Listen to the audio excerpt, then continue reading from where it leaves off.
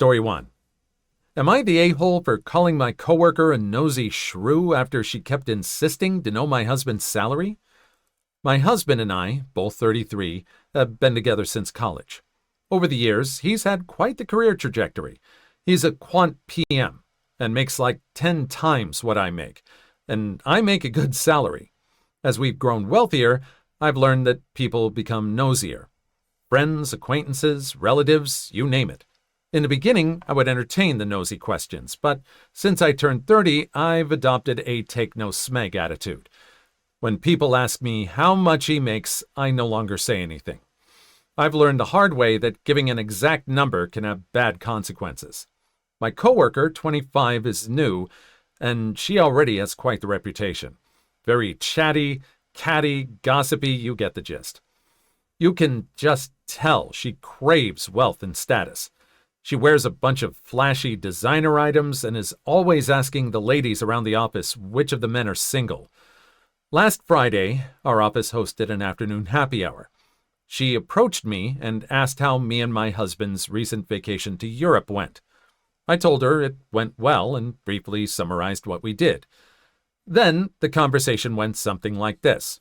Her: "So what does your husband do?" Me: "He works in finance." Her: "Oh, wow. He must make a ton, then, to be taking you on these lavish vacations. I hope you don't mind me asking, but how much does he make in a year?" Me: "Yes, we're very lucky that he makes a good salary." Polite smile. Her: "Oh, come on. I won't tell anyone. How much does he take in a year? Millions?" Me: awkward chuckle. "I'd rather not say, but it's up there." Her: "What, he doesn't allow you to give an exact number or something?" Me, visibly annoyed. "No, I just prefer not to say." Her: laughs in my face. "You'd think the stuck-up one would be the one with money, not the one without." Me: "You should learn how to take no for an answer and when to quit being a nosy shrew. It's a valuable lesson." Then I smiled at her and walked away. Later on, I had a few coworkers reach out to me and say that she was crying and left early, and that I should apologize for calling her a rude name.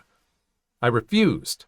I told my mom, and she said I was too rude to the new girl, and that she's young and might not fully understand salary talk.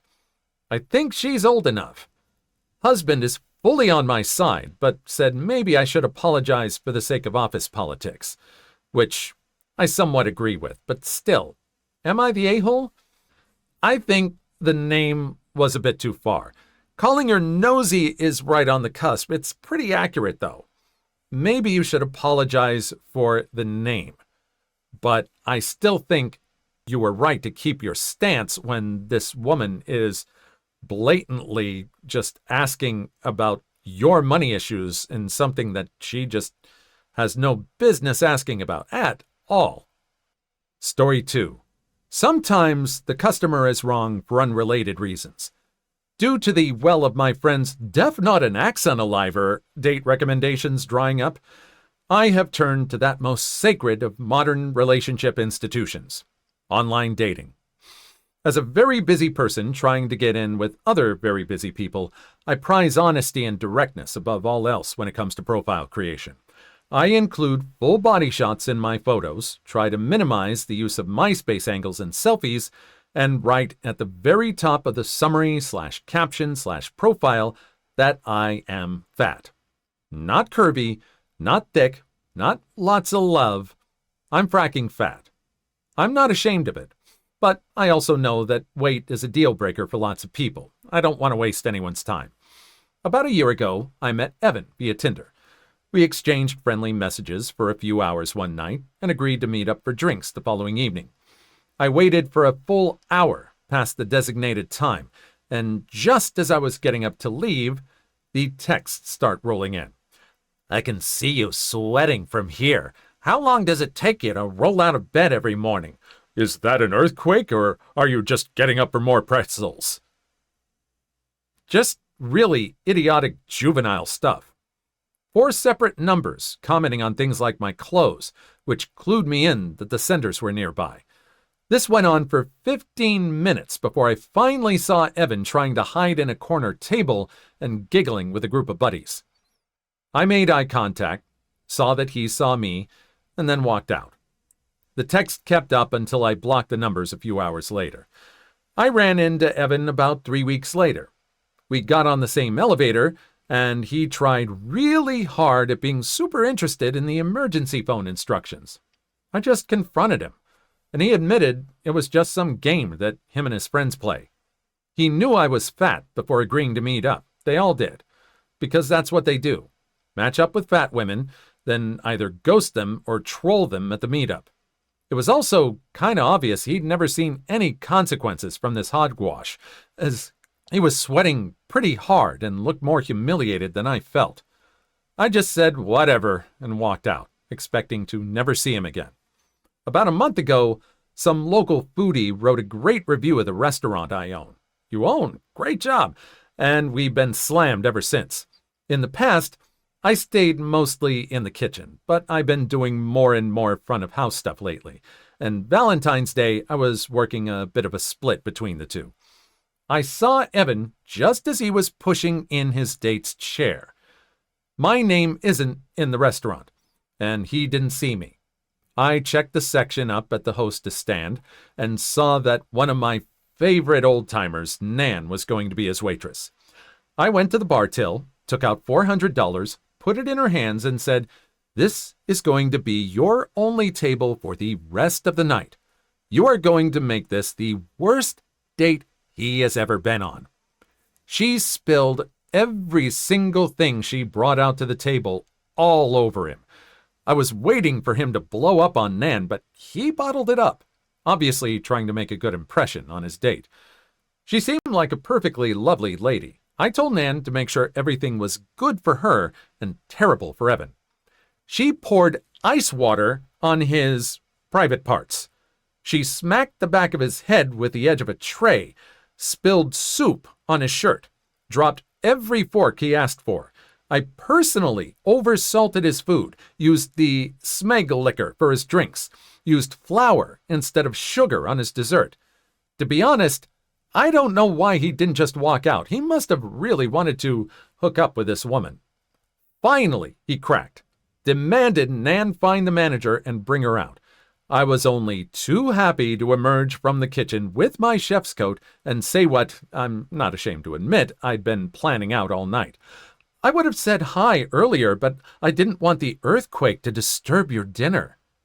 I will savor the look on Evan's face for the rest of my life.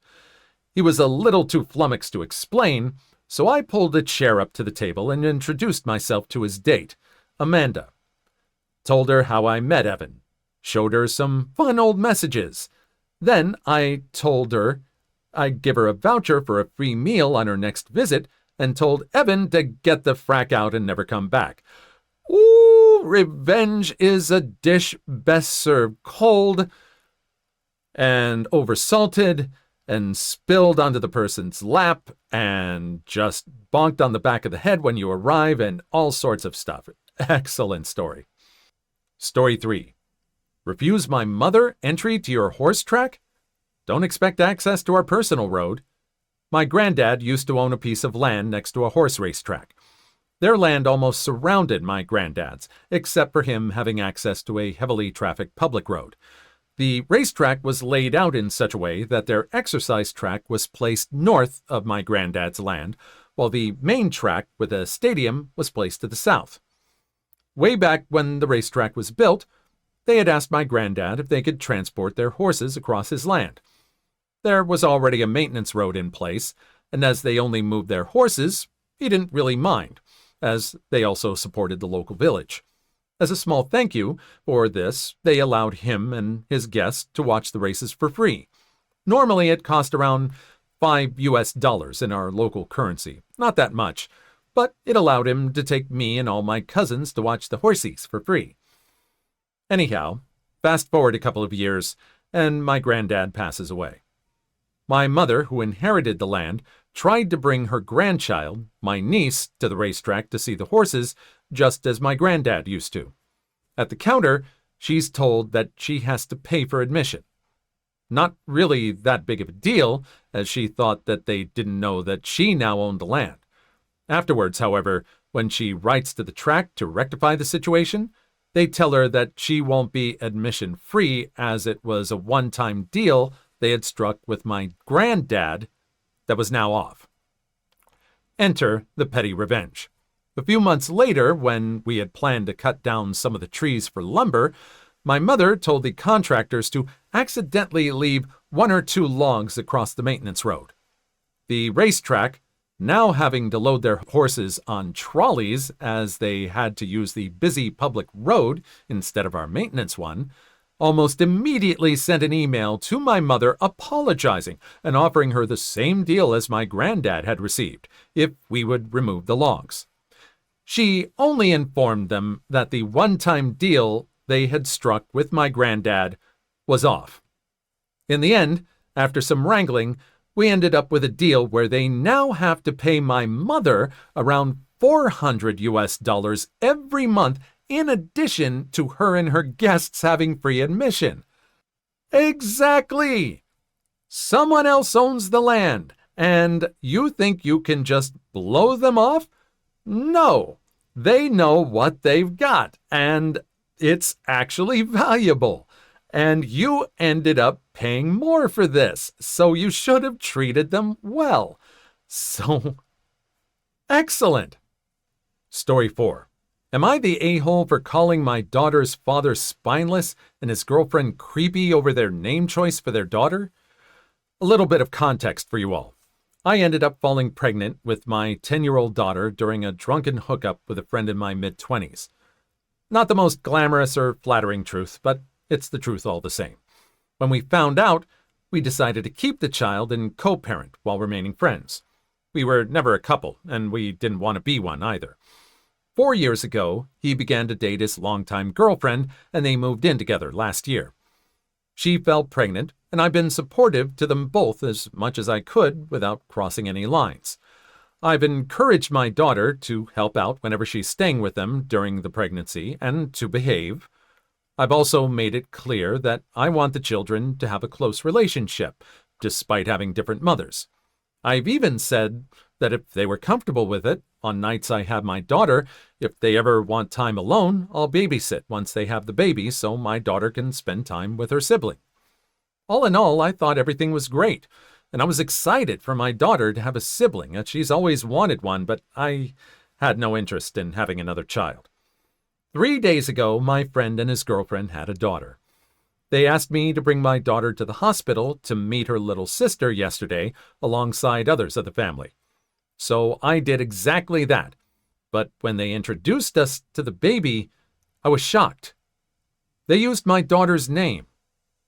She didn't seem to have any issue with this when she introduced the baby, bold as brass.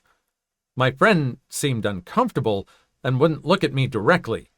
I asked them what they were playing at which point my friend's father said he'd take my daughter down to the cafeteria to get something to eat and left with her. My friend told me to calm down and not overreact, while his girlfriend told me she didn't see the issue and it was a pretty name. I asked them if they named the baby for my daughter, trying to understand the logic here. But his girlfriend said that no, it was just a pretty name she liked. I then asked if they planned to use a nickname or a middle name when addressing her on a daily basis, and her response was that she didn't see a need for that. I told them they were being ridiculous and that they couldn't do this. I then told his girlfriend that I found this frankly creepy and told my friend he was being spineless if he was happy to go along with this. He tried to claim our daughter could use a nickname or something, but I shut that down immediately, asking why it was more reasonable for a girl who has used that name for a decade to shame her name compared to a baby who had no concept of what a name was yet. His girlfriend told me I was being a shrew talking to her like that after she just gave birth and asked the nurses to remove me, saying I was being disruptive. Maybe my temper is running a little too hot, though, and I was too harsh on her when she just gave birth. It's just so fracking weird. Maybe your temper was running hot, but you have a legitimate claim here. Well, I mean, maybe not a claim, but you have a legitimate issue here. They're both the same name. I mean, there's no way that these two are going to get along using the same name. One is going to have to use a nickname. And it seems like this woman is just forcing everyone to go along with it. Even like the husband is like shirking away. If the husband didn't see any issue with it and was kind of going along with it, I'd almost think that maybe that it was just some sort of honest mistake. But yeah, there's just something going on against this person that I don't know what. It's just some kind of really small psychological, petty warfare. Story 5. Apartment had broken pipe the first day I moved in and ruined all my stuff. They wouldn't break the lease while I was living out of a hotel for weeks, so I bought their domain name and made them buy it back. I had just moved cross-country for a job with my girlfriend and found a nice apartment in the suburbs. Building was nice, the staff seemed fine, everything seemed in order. After unloading all of our boxes and organizing clothes on the floor, we decided to take a break and grab dinner. In the middle of our meal, I got a call from the building saying we had a fire in our apartment. Later, found out the sprinkler pipe burst and triggered a fire alarm. I rushed back to find 4 to 5 inches of water and a massive hole in the ceiling, leaking water everywhere. All of my stuff was ruined, including all of my clothes, my piano, multiple computers, electronics, everything was gone. I did have renter's insurance, but found myself living out of a hotel until the repairs were made. Fast forward 2 weeks. I'm still living out of a hotel after the building claimed they would have my place fixed in a week. I go in to inspect the place and there is black mold all over the walls and ceilings. Obviously not a livable space even after repairs.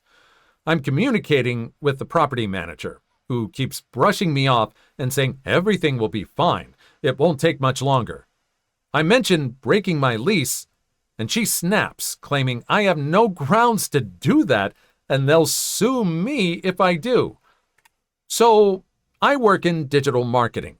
In real estate, actually.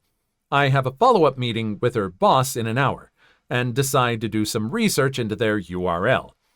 Their website name is the full name of the residence, which is pointlessly long. I find the .net available for purchase, as well as multiple iterations of shorter URLs, which presumably have higher search volumes. I spend $50 and buy them all up. Then I call a lawyer buddy and talk to him about how to use language that will avoid sounding like extortion if I make them buy these back. I walk into the meeting and tell the GM that I want out of the lease immediately. I also say that I want my time off work to be compensated for all meals, and given a few $1,000s for the inconvenience of living out of a hotel for weeks. She literally laughs in my face and tells me I have no legal grounds. That's when the most satisfying moment of my life happens. I slide over the who is information of all the URLs. She doesn't understand what she's looking at. I tell her, I purchased these domain names for this property. I'm planning on building a website that explains my story and including links to your local competitors for free on the homepage of the site. I let her know what I do for a living and hand over a CEO audit I pulled for free on the internet of their current site and explain their poor performance. I let her know that I will have this website outperforming them within a matter of months with links to competitive properties and my story at the top. Her face drops and she's white as a ghost. She has me wait while she gets her lawyer on the phone. I explain everything to the lawyer, being very careful with the language I use. We settle on $5,000 for all the websites, no bad reviews ever, and they break the lease. A week later, when the check comes in, I transfer the domains to a very confused IT person who wants to know why I have URLs of their company's name. The lesson in all of this? Buy good renter's insurance and don't let landlords push you around. Yep, I mean, hopefully he was looking later on to read the agreements that he signs, and it seems like he signed something that these people were working him over on. They were being as much of a jerk as he is to them. Saying, I mean, if this contract gave him no legal grounds to stand on, then yeah, bravo for using the internet to just get what you deserve back, even with the renter's insurance. Excellent. Please like and subscribe if you made it this far. I hope you'll enjoy the rest of the video and have a wonderful day. Story 6. Messy guests trashed their room? I sent evidence of their messy lives home with them. Hey, today I did something out of nothing but pettiness, but I feel I've done the right thing in the long run. Don't get me wrong, this was done purely for my own satisfaction, but reflecting, I feel I'd want to know this sort of thing if I was in guest girlfriend's shoes. I recently started a new job as a housekeeper at a popular chain hotel, and while I'm enjoying it, the vomit rooms from stag do's, etc. really irritate me. They always somehow manage to get it on the only carpeted area of the room, and it puts me behind schedule having to scrub at the carpet.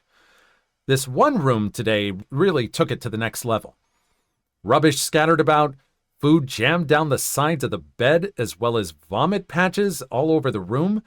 It took a while to get through all the mess, but towards the end of cleaning, I found a birthday card addressed to the guest on the floor. The card was open and read, "Happy birthday, guest. I love you so much. Have a great birthday weekend away. I'm going to miss you so much. Love, Beth." I picked up the card to bin it, and when I closed it, I saw the front read, "To my amazing boyfriend on her birthday." My eyebrows immediately raised. I had just picked up multiple condom wrappers, seen the used ones in the bin, as well as finding a pair of used women's underwear and a torn dress in the sheets. I was originally going to throw the dress and underwear away, as they were both clearly torn beyond wear, and the guest had most likely intended for me to do that, but damn, I was mad about that vomit and crusty food. This poor girl has been cheated on by a man who trashed the hotel room, but luckily for her, he ticked me off. I took the torn dress and underwear down to reception and logged them into our lost and found, with the room number attached. Our system always sends a copy of lost item emails to the emergency contact as well, just in case the guest misses the email. The cheater and his emergency contact will soon receive a friendly email with a photograph of the forgotten items and a description of what they are and where they were found in the room. Who is the emergency contact? His girlfriend, Beth. If you're gonna cheat on your significant other, don't tick off the housekeeper. Again, treat people like people. It's awful that this person cheated on their girlfriend.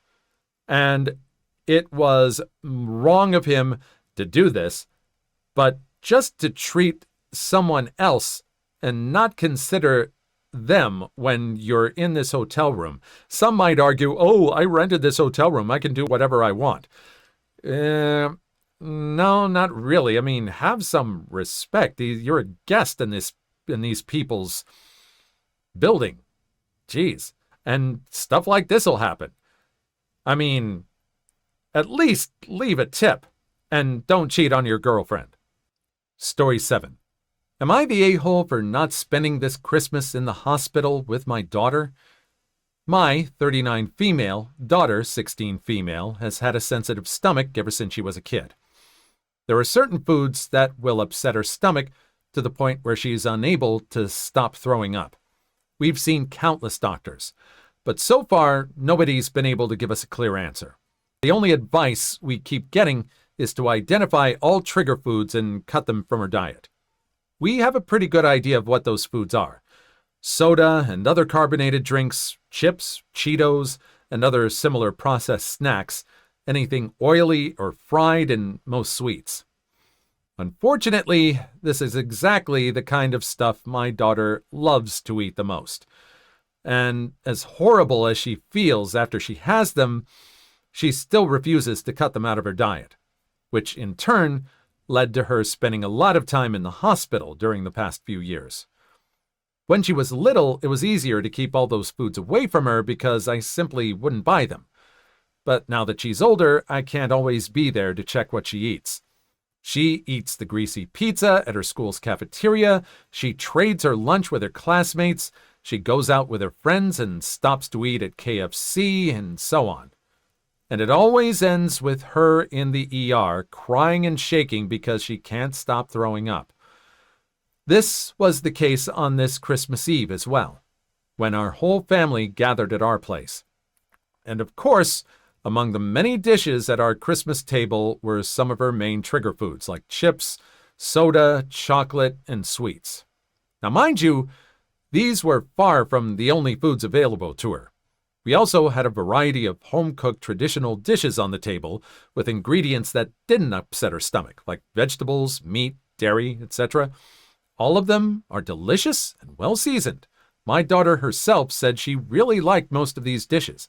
Despite this, my daughter chose to eat nothing but her trigger foods. I reminded her that they'd make her feel awful, but she said she didn't care because Christmas is only once a year and she just wants to live a little. Well, this ended with her violently throwing up in the ER a few hours later. She had to be hospitalized for a few days and only just got out of the hospital a few hours ago. And unlike all the previous times when something like this happened, this time I chose to spend my Christmas relaxing at home with the rest of our family, and not in the hospital by my daughter's side. I kept in touch with her through calls and texts, and told her that if she needed anything, I'd ask a family member to bring it to her. But I made it clear that I would not be visiting her during her stay. And well, my daughter didn't take this too well.